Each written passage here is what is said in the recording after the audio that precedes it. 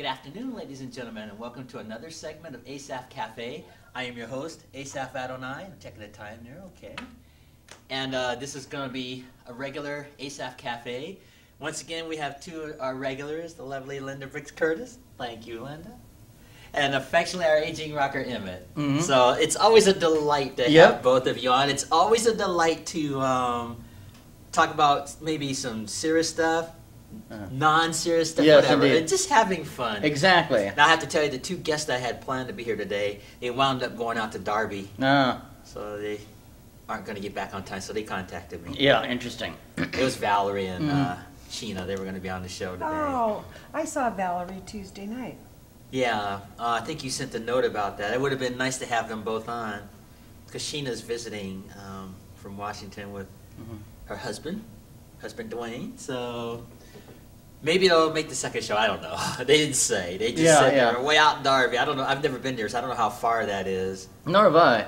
So they didn't think they'd get back on time. So it's just the three of us. Yep. Just the three. There's a famous song, "Just the Two of Us." We can make it if we try. Remember It goes. It went something like this. Let me try it again.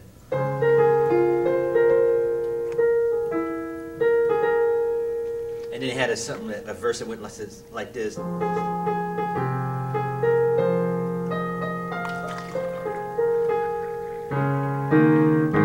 like that. I don't know. Fascinating.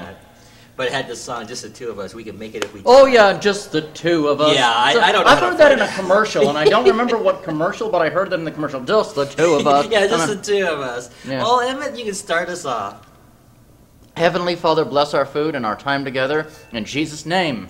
Amen. Amen. And we could call this episode "Being Blessed." I've been blessed this week. Yep. Yesterday, I got a smartphone for the first time.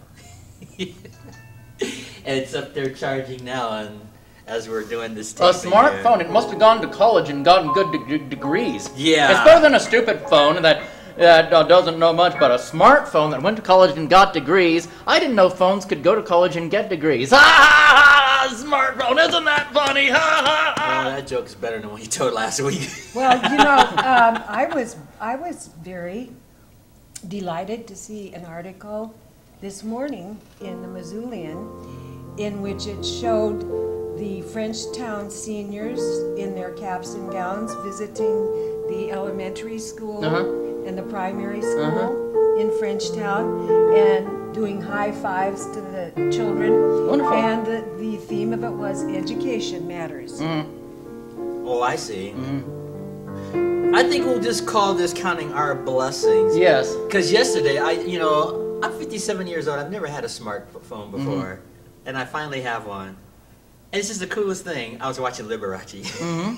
Well, you can do anything on it. Well, I know. Anything I have. You can do on a computer, right? And, yeah, my ringtone is going to be Beethoven's Farrelly's. Yep.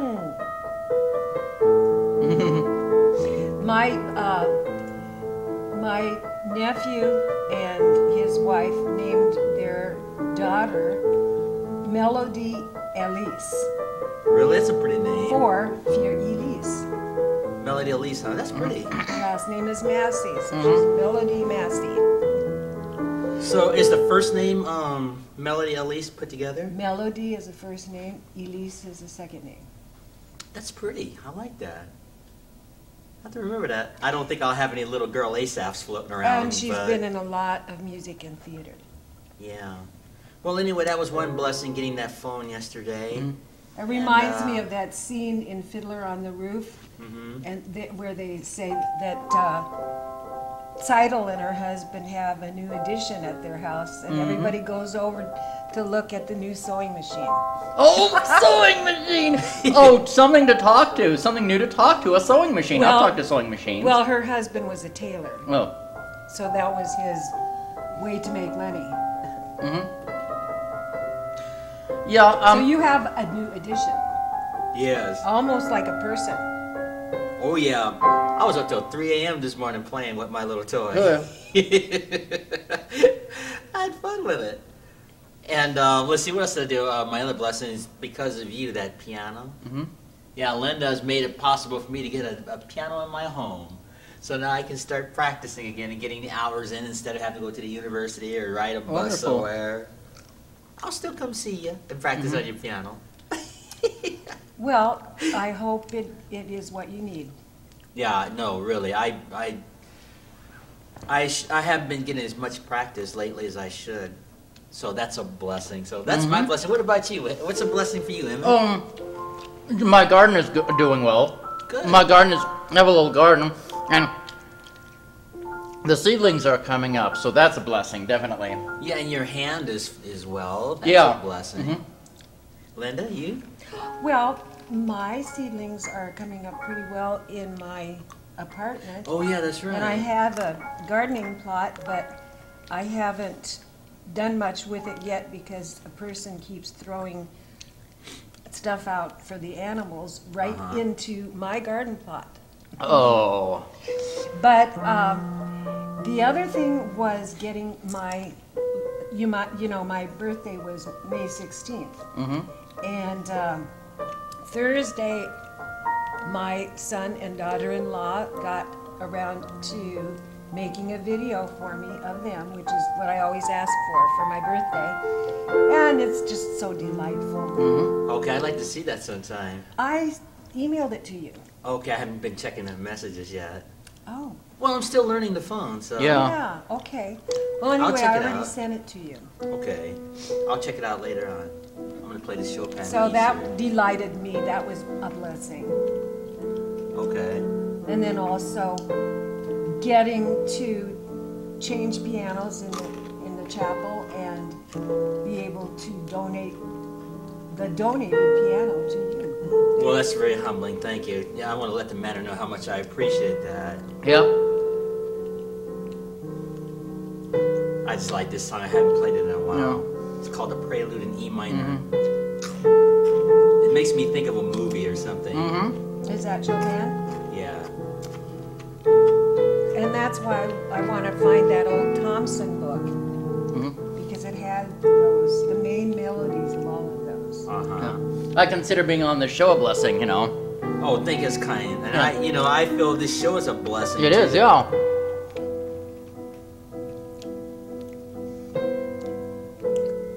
It's a beautiful song.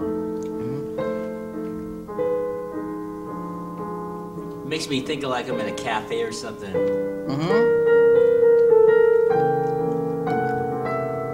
Did I ever tell you the story about my son liking to blow out candles? No.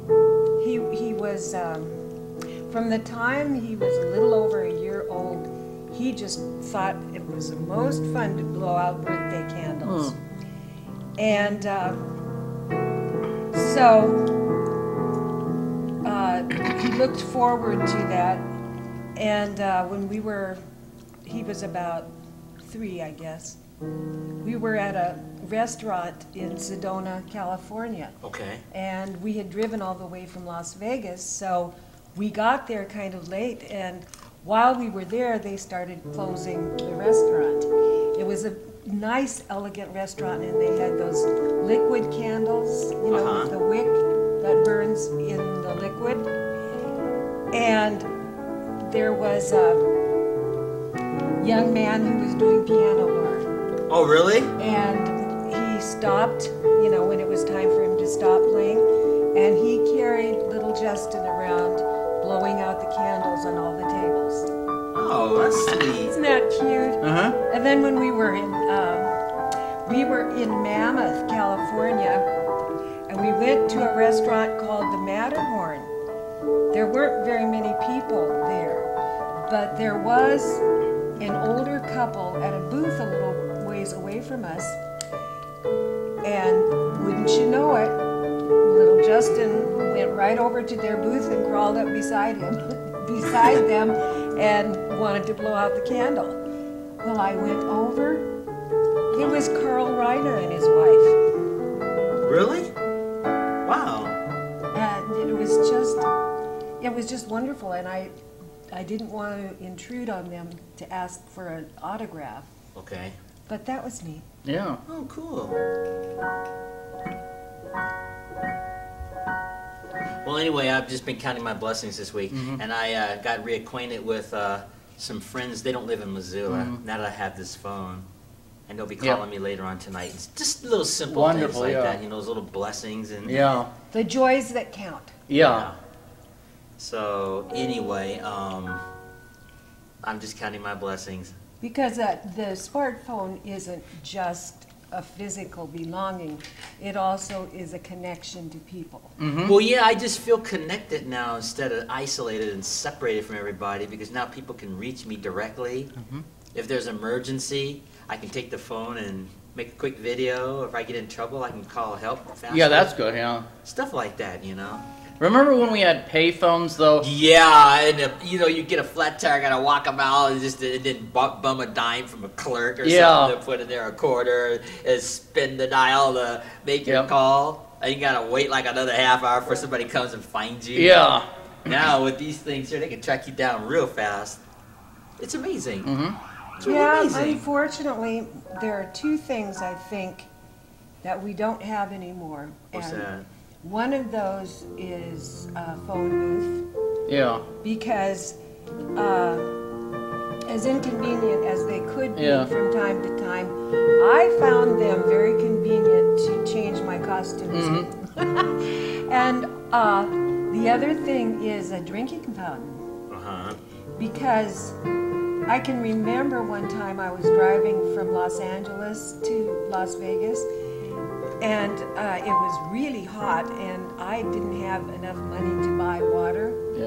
And all I could do is go into the ladies' restroom and scoop up water in my hands to drink so that I could survive to get back to Las Vegas. If there had been a drinking fountain, I could have. I see. Might not have been really pure water, but this isn't, you know, this isn't a third world country.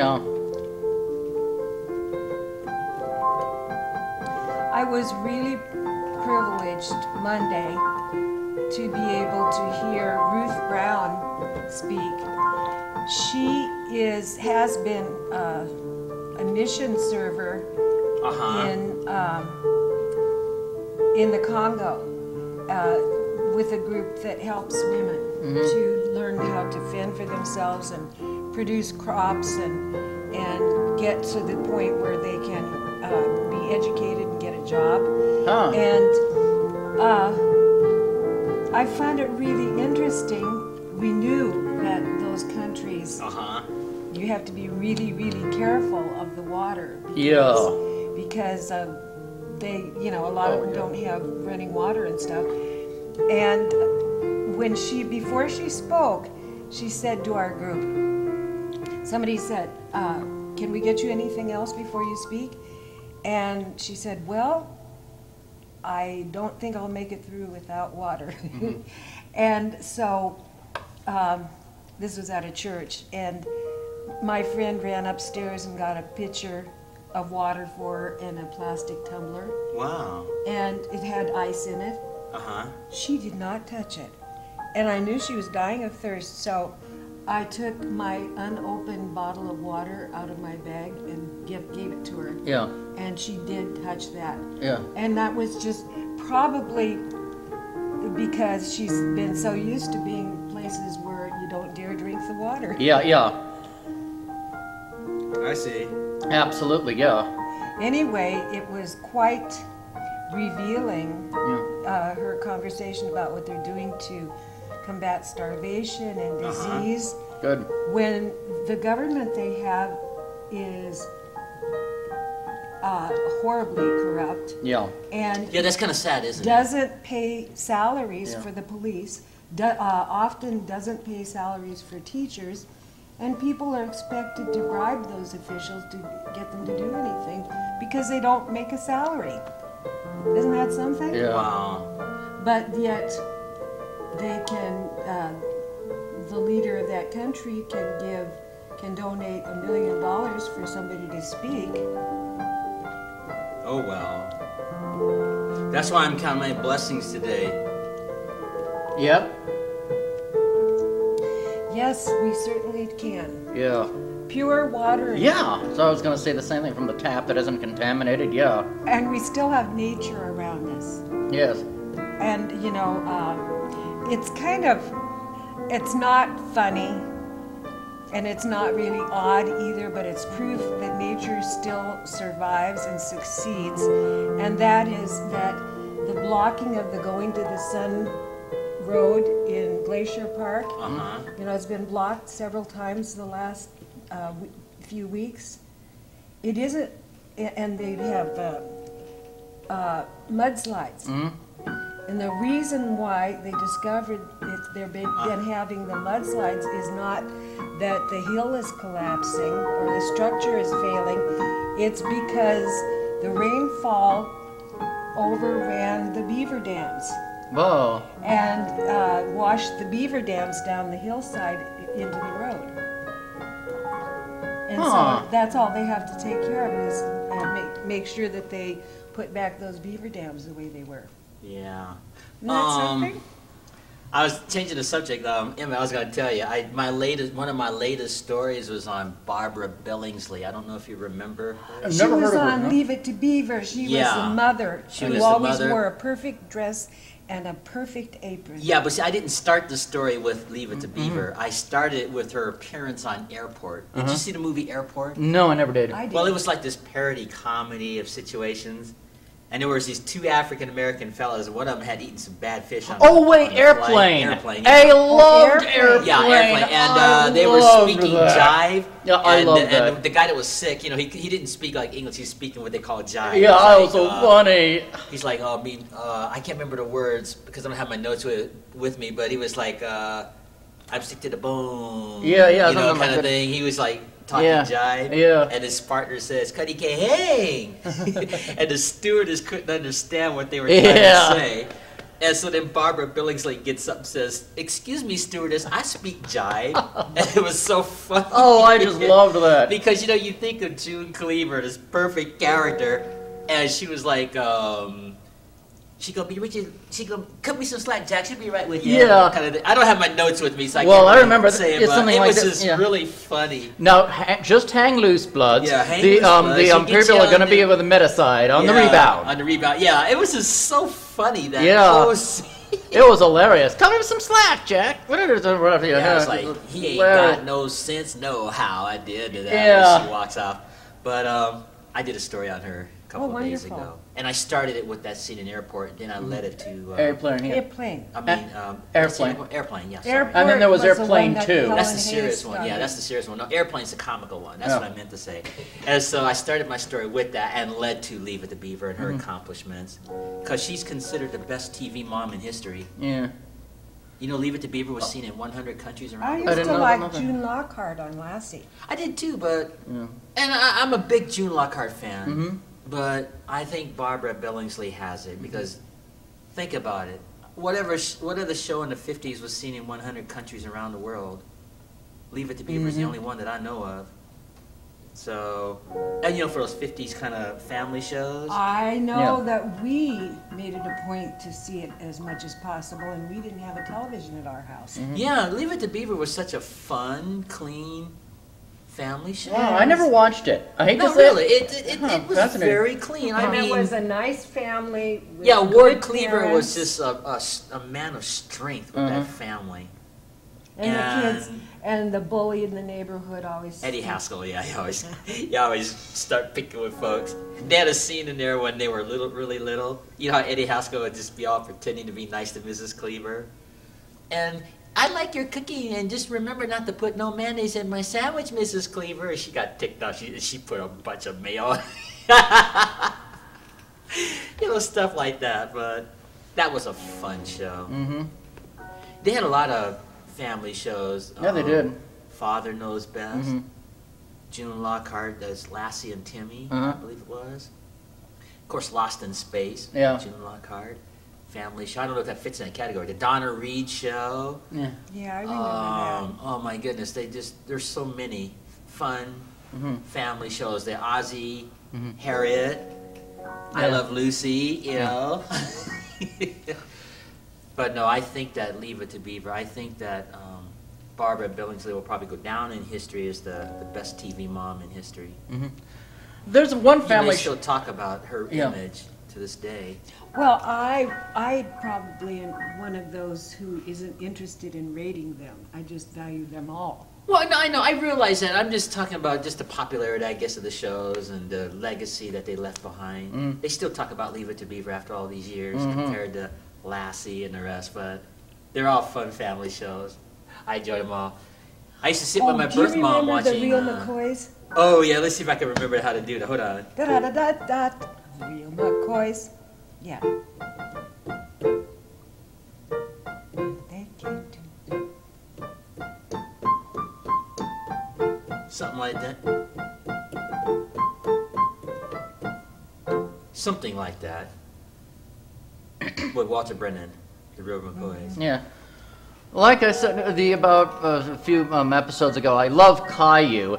That's on Sprout TV. It's kind of a family show. It's from, I think, made in France and it's imported to Canada. But it's such a sweet, innocent show about a 4-year-old child named Caillou. And I don't know Mom and Dad's name and Grandpa's name, but basically there's a nice family. He loves playtime at his play school with Miss Martin and his friends like Leo and Clementine and Xavier and some others. It's just like one time. It's animated. It's animated. Clementine, let's see if I can figure that out. Hold on.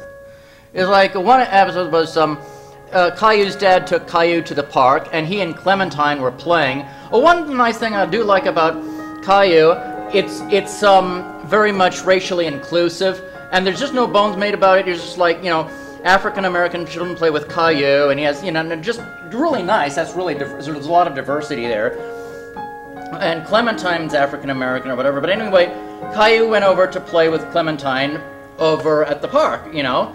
But there was this big slide, and Caillou started crying because he got to the top of the slide and was too high and too big. So his father said, "Well, you know, that does look like a big, scary slide, but it does look like a lot of fun, though. Tell you what, let's go down it together." And so then he just was very happy, and Clementine was not impressed that I went all by myself. But then they kept going back on the slide, over and over again, and just, you know, that's how it ended. And that's sweet. Well, you know what that reminds me of? Do you remember a claymation cartoon called Davy and Goliath? Yes.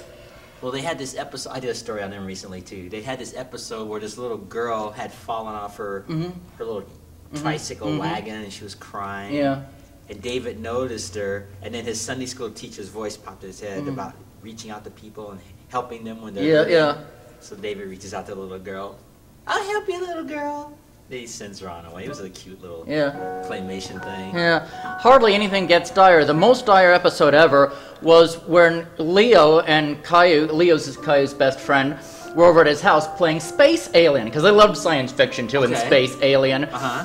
They were running around playing. Well, poor Leo, tripped over a tree or tree branch and broke his toe, and he started crying, and he had to go to the hospital to get it x-rayed.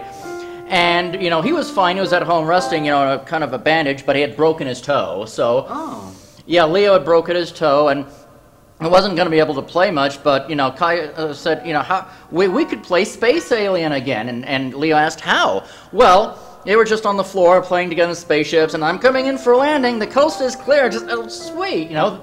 So Caillou and Leo are back to doing what they loved best, playing together. Is that a children's Is it a cartoon? It's a cartoon. It's a cartoon. It's not real people? No, it's a cartoon. It's an animated production. Oh, I see. Yeah, Davy and Goliath was animated. Yeah, it's just so sweet. It's just such a sweet cartoon. It's on Sprout TV, sadly. Sprout TV? Yeah, Sprout 103. Okay, but it doesn't come on anymore, is that what you're saying? It comes on only a couple of times a day, sadly. They used to show it on all the time, you know, but now they've got other cartoons I don't really care for, like the Flugels or some other. I keep hearing about a show, I think it's on channel 113, and it's called Little Big Shots. Never heard of it. And it is real little children who are exceptionally talented in some area, like math or science or gymnastics or music, and they're just beyond what many adults can do. And it's called Little Big Shots, and I haven't really. I procrastinated about watching it. I should. Really? Okay. And I think it wouldn't do us any harm for any of us to watch it. Yeah, good idea. Yeah. I see. You know this song? Play Me a Rainbow. Nope. Don't know it, no. Peter Sellers, that's a hint. Uh-huh. Here's the conclusion. What's the name of this song? Shot in the Dark. Oh, Yeah. that's what my Peter coffee Sellers. is. Yeah. I go to Break Espresso and get a shot in the dark. Mm-hmm. That's the name of the song.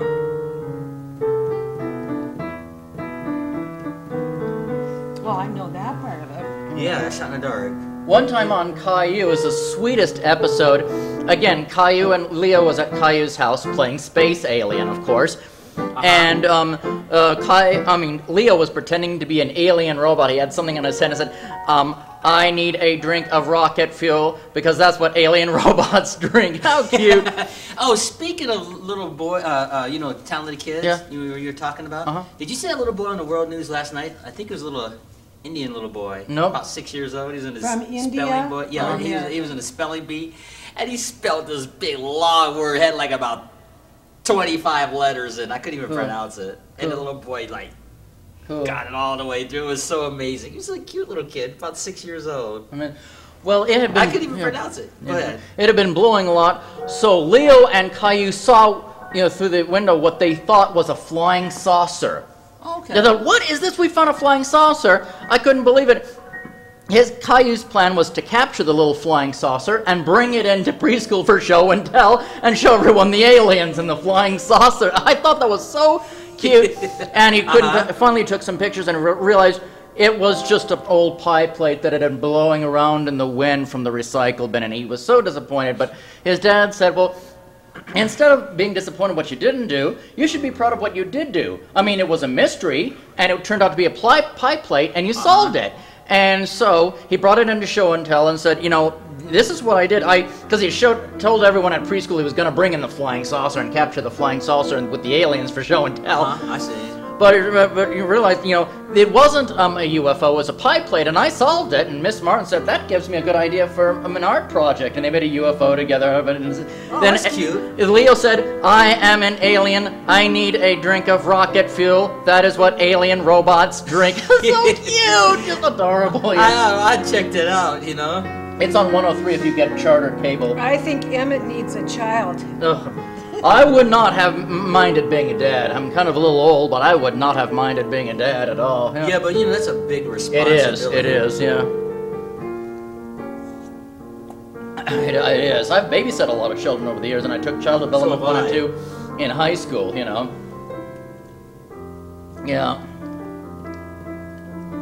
Girl from Ipanema. Yeah.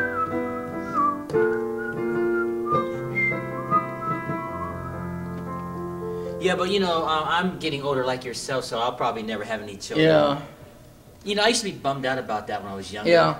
But now that I look back at my life, with the burdens and the responsibilities of children, they have to have medical care, dental care. Yeah, it's a fortune. Scrape their knee. Good nutrition. Johnny's gonna pull his Discipline. sister's pigtails. I know. And they're gonna have friends across the street gonna beat each other up, and then be friends about 10 minutes afterwards. Yeah, come home yeah. with bloody noses and all kinds of stuff. And One of It's the a big best responsibility. items of advice I had read when my son was quite young was make very firm rules, but make them simple. Yeah, simple. Yeah. So I established 3 rules. Don't lie, don't steal, and do what you're told when you're told to by a person who has real authority. Yeah. And that worked really well for him. Yep. Family song.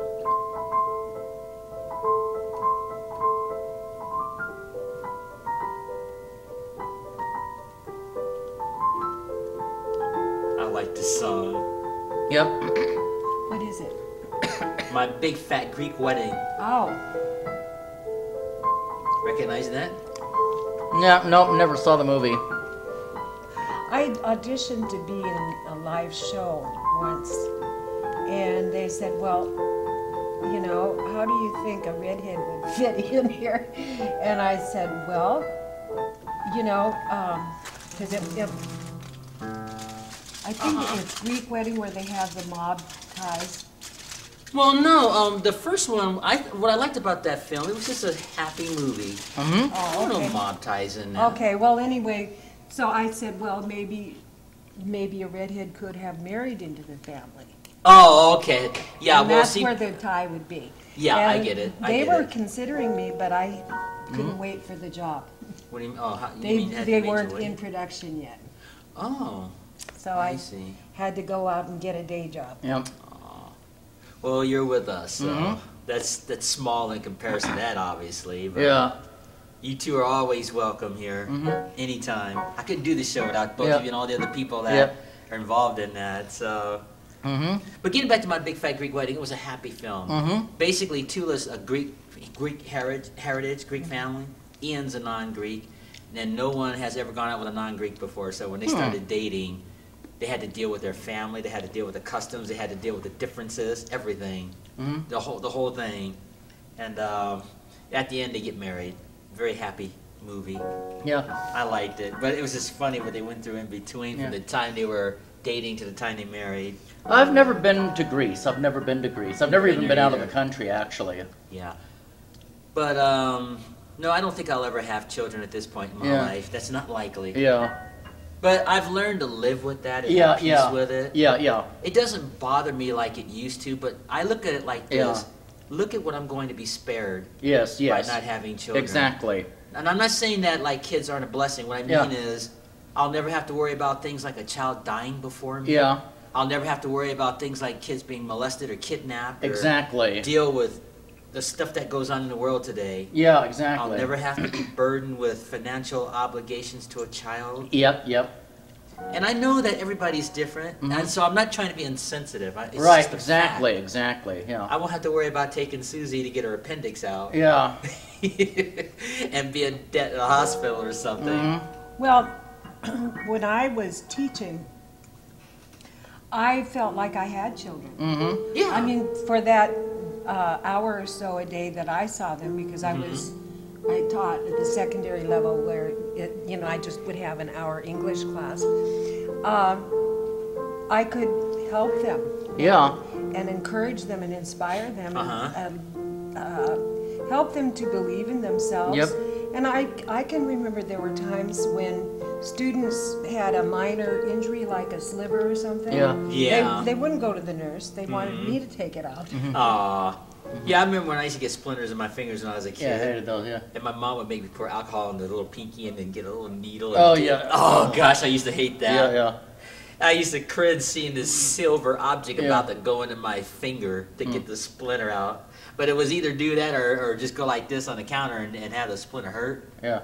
Ooh, Yeah, horrible. It hurt really bad. The only thing with like taking care of children like in a daycare setting, which I did in Child Development 1 and 2, you get a lot of colds and flus and even strep throat. So, Yeah, I know, you get exposed to that. And Yeah, that's kind of one downer, so it like I Same was, with being a teacher, you're exposed to their germs. You probably get a lot of colds and flus and I don't know if you did. I don't know. I know I often get Well, I sick. did some student teaching, but these weren't with children. But I understand that you can get Well, little I'll tell you, sniffles here.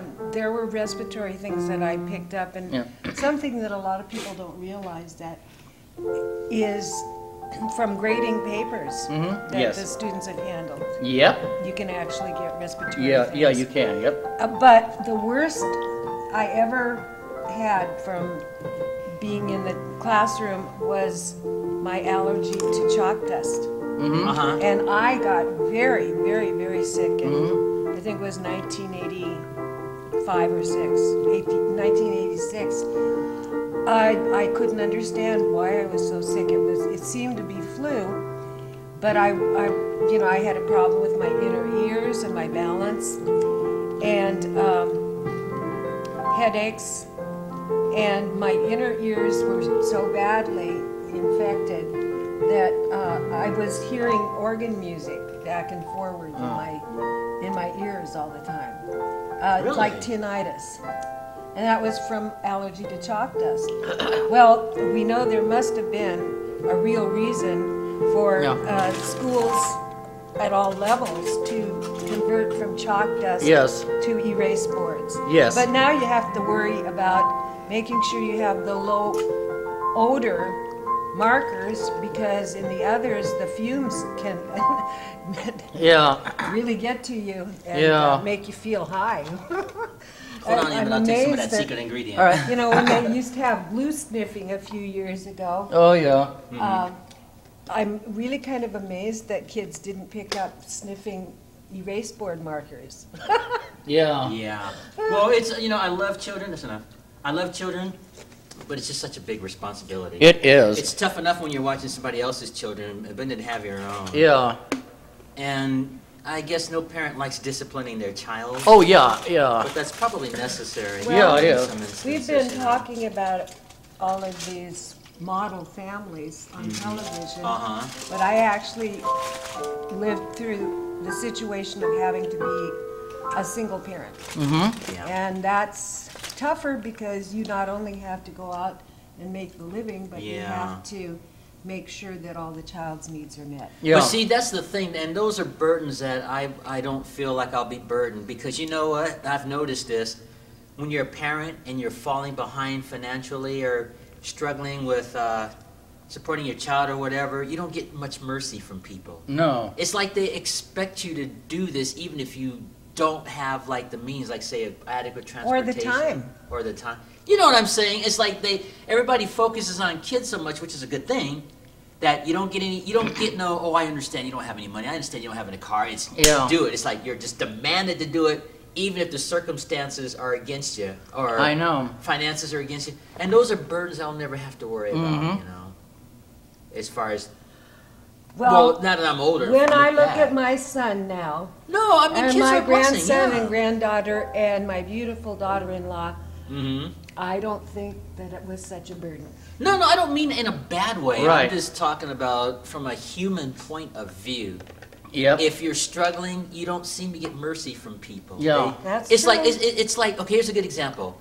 Suppose you're unfortunately you're divorced and you're have to give alimony and child support. And let's say you have no car, you live in the snow 30 miles out in the boondocks. You don't hear people acknowledging it. All they do is expect you to take something from nothing and make it happen. Exactly. I've noticed that with, like, you see these court shows, these judge shows and things. Oh, yeah, yeah. World news events. There's no understanding for the guy that has to do the providing when he's struggling. It's just, The point is, make it happen. why is he struggling? you know? I don't know. I don't know. In many cases, it's a problem with wrong choices. Well, perhaps. Which is But I mean, just probably why in the marriage general. ended in the I first just mean in place. general, you know, that could be true. It just seems like there's no compassion or no mercy, Yeah. whether it's a man or a woman. You know, it's like they expect you to take something from nothing Yeah. and make it happen. Or you get laid off from a good job. Yeah, just things a like very that. good job, and the Yeah. company closes and you can't find other work. Yeah, and like, they then what expect you happens? to just make it happen. The only one I remember who could make something from nothing was God. But Yeah. other than that, Which is where my plug comes in. yeah. For churches that Uh-huh. that provide homes on a temporary basis Yep. and food assistance and job assistance, Uh-huh. which is much better than taxpayers having to provide those things. Say it with music, beautiful music. Yeah. Well, I mean, the churches can't provide it all. They can't do it all. I mean, Well, I understand that, but I was just talking about, you know. Well, if they you're in a- provide enough to help to give people a hand up instead of just a handout. well, a lot of people are on disability like myself, and a lot of people, we struggle, we work, and we still, like a lot of working people, need food stamps. The money just isn't enough, so they need that hand up. It's, in Oregon they call it self-sufficiency programs. I like that. And a lot of working people are struggling on food stamps, and they've got work jobs, and they've I've known instances work, of people who've had good jobs that have had to get food stamps. Yeah, exactly, I mean, really exactly. good jobs. You know, I've seen families like that Yeah. that have had to actually do that. Yeah. So, I'm not walking those shoes, obviously. Yeah, exactly. But I try to have compassion because, like, I've seen situations where somebody's getting assistance and there's be someone who will attack them. I know. Like it's their fault. Like, you're just not trying hard enough. You're lazy. You're just a bum. I've seen that. Yeah, exactly. I've actually seen that. I've had family members like that. Yeah. Past family members that were so harsh and critical towards single women, for example. Yeah, exactly. Especially if you live in the inner city. Yeah, yeah. Yeah, it's hard to explain. See, I have family in those inner cities, and I wished I could have been rich enough to get them out of there. Yeah.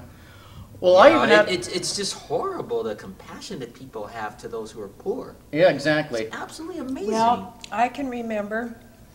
I'm talking about single moms and things like that. 1995, I had a really good job in Las Vegas, and because of political reasons, some of my fellow workers were jealous of me, and so was management, and they set me up and fired me, and the union didn't help me. I couldn't get unemployment.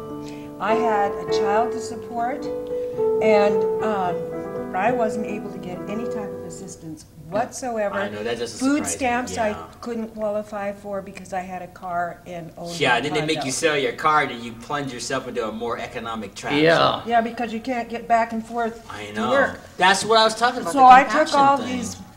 of these You know? low-paid jobs, sometimes 3 and 4 at a time, and I gradually became got back to having good employment. Good for you. But not everybody can do that. Right. I know it. That's why I have compassion. Okay, changing the subject. Linda, tell me if you know this song.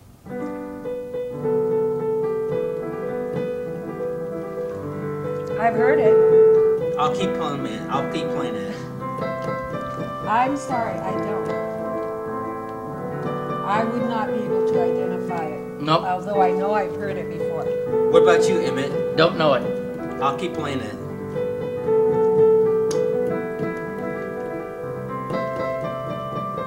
I think I've heard it somewhere, but I don't know where. I'll give it a hint. Culture Club. Don't know.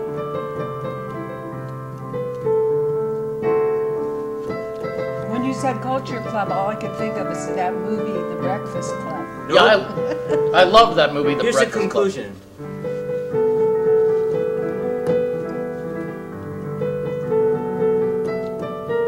Still don't know of it? Nope. I think I know that part of it, but I don't. You'll know this part here.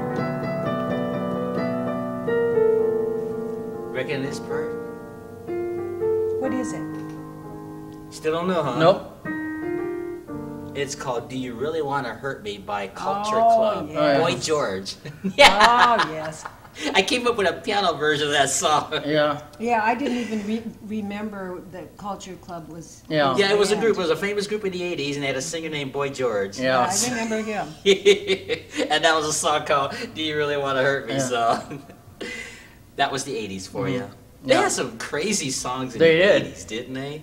Yeah, they did. And they had a bunch of groups that came out in the 70s and the 80s, especially the 80s. Yeah. Let's see, was the Culture Club, was Cyndi Lauper, I think, came out in that area? They had Devo. Yeah. And what is that? I think, did Rocket, Herbie Hancock, didn't that come out in the 80s and went something like this?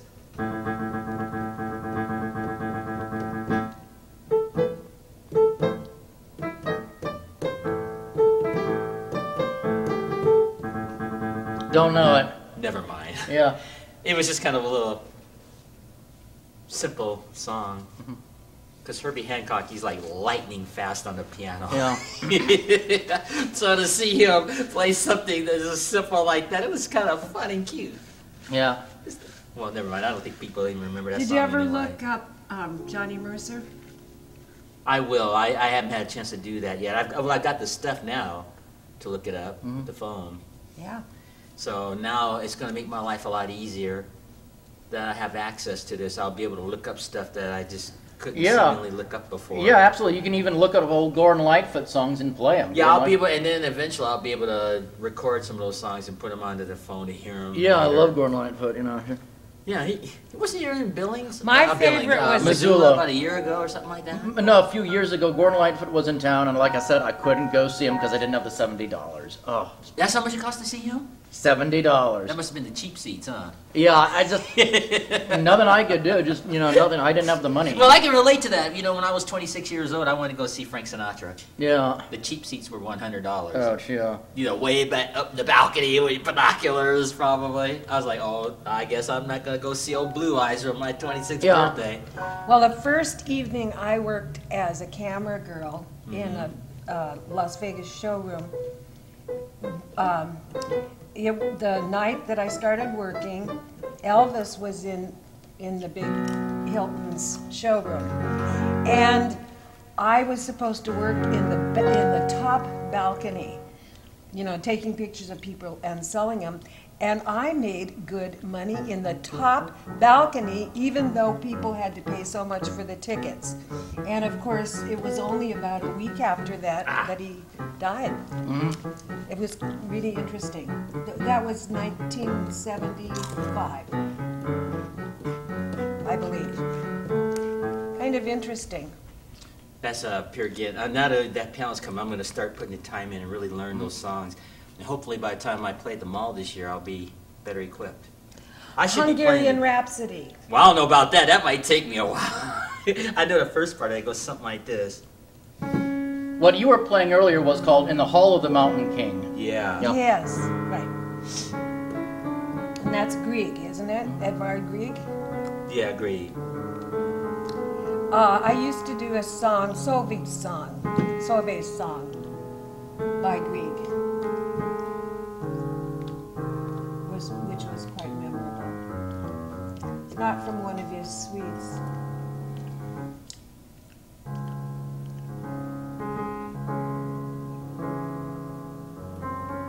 Thank you. I really like Liszt. And your hands aren't as big as his.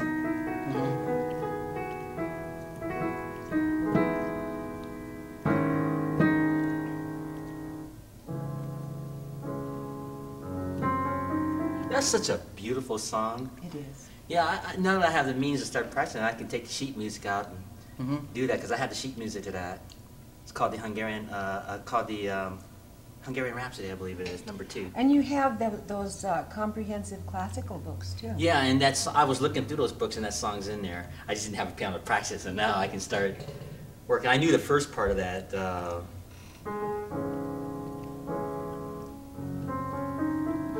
I took piano lessons for many years. I was never good at it. Did I tell you? No, you have to really, really do it slow and break it apart. Yeah. And you have to just do it over and over and over. And about the 1/1,000,000th time, you'll start to get used to it. It gives you an idea. Yeah. I'm exaggerating, but it gives you an idea. Yeah, exactly. It takes a lot of work, a lot of practice. Yeah. And when I was a kid, that's all I did. I practiced and Yeah. practiced and practiced. Ugh, goodness. Well, I got piano lessons sporadically. I think I only really got about 3 years worth of piano lessons. And I practiced, but I just never was interested in I can understand to it. That's play something by that, ear or yeah, that's something you anything have to like that. really. And it's like you have to enjoy it. Yeah. People have told me that I have perfect pitch, and I call it literal pitch, because if I can see the notes on a sheet music, I can sing a melody. But I really regret not having learned to do music by ear. I mean, certainly as there is a trick as a to that, singer, Linda. I can do it easily. But Well, but there's a trick to that, playing by ear. It's not, classical music and so on is what's called rote, R-O-T-E. Yes. Note for note. But with popular music and playing by ear, you have to disregard all that. you have to know different how to principles. chord, and you have to know. You have to know your chords keys and your scales. It's based on it. You have to have extensive knowledge to start improvising around that. Then, So I wasted all that time and didn't do anything with it. well, you're here. And on that note, you're not a waste either. Yeah. On that note, see, time's over. Hour's gone already. Oh, my, how See how time fast? flies. Yeah, I know it. Well, you want to say any final words, Linda? I just want to wish everybody a beautiful spring week. Good. Emmett, any last minute? Yes, it's time for surreal joke. Okay. There were these 2 washing machines, and they were splashing around in the coffee cup. Wasn't that surreal? And this one driver came along and said, "Oh, I can't see around that! Ha ha ha!" I'm running out of surreal jokes. Wasn't that hilarious? I always play that song when he does that. Don't quit your day job. And on that note, ladies and gentlemen, we're just having fun. And happy trails to you. And we can end with that happy trails. I'm Asaph Adonai. Thanks for tuning in. And we have the lovely Linda Brooks Curtis. Boy, I'm getting tongue-tied here. Yeah. Better practice saying Peter Piper picked a pick of peppers, a pick of peppers. Yeah. Peter Piper picked a pick of peppers. Where's a pick of peppers? Peter Piper picked. Yeah, yeah.